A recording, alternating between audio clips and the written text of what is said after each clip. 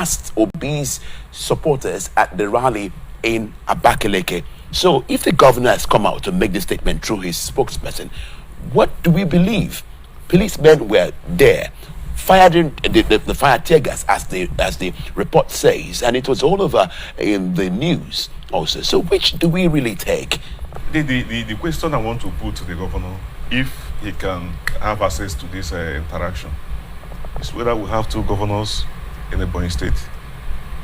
If the answer is on the negative, then I will equally ask, are governors not the chief security officers of their state? They have always told us. If the answer is on the affirmative, that they are, then I will conclude by saying that the governor is aware of what happened in Ebonyi State, because the police commissioner cannot, on his own, it's not a politician, on his own direct his men go and disperse these persons, stop them from their procession, stop them from enjoying their fundamental right of peaceful assembly. The police commissioner cannot do that, I believe, on his own, because he is neither a member of PDP, APC, or Labour Party, if I may say, but he can secretly belong to any of these parties.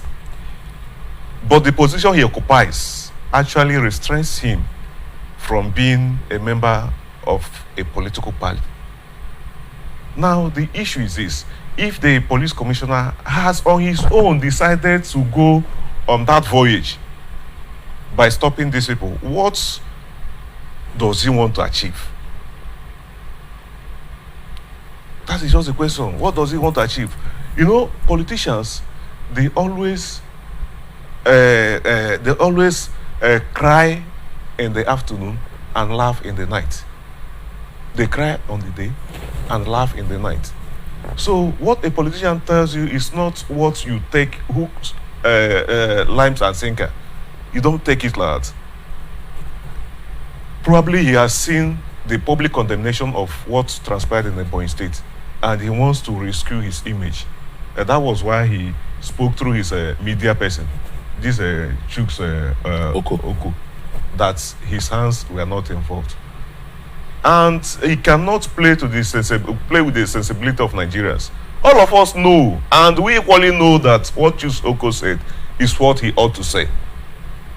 He has to come to the open gallery to lie in order to protect his master. And the instruction the man gave him, being His Excellency Devil Mahe, for him to go and tell people that his hands were not involved. And that is what we are even expecting to say as a Nigerian politician. The fear of Nigerian politicians is the beginning of wisdom. They do not like to say the truth. You know, this obedient movement has been a nightmare to politicians, especially those of them that presently occupy public offices. Because, you know, if the obedient movement comes to fruition and at the end of the day Obi is elected, or any person that is not connected with their political group is elected, that may automatically retire them from politics. And one thing with Nigerian politicians, especially those of them that have occupied public position, is that that position makes them to be lazy.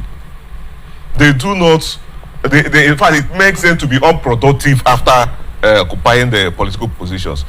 In my place and some local government areas in Rivers State, when you see someone, you may see a man passing by the way, they say, see this man, he is a former chairman of so local government area. And you will wonder, you'll be surprised. So we have so many of them, after politics, they become broke, extremely broke. That's they will even, when they go for gathering, you see them, they will even be struggling to share 10,000 and all the rest of them. We know them. And that is the mentality. In fact, that is why they always like those from the political angle, like Prof. They say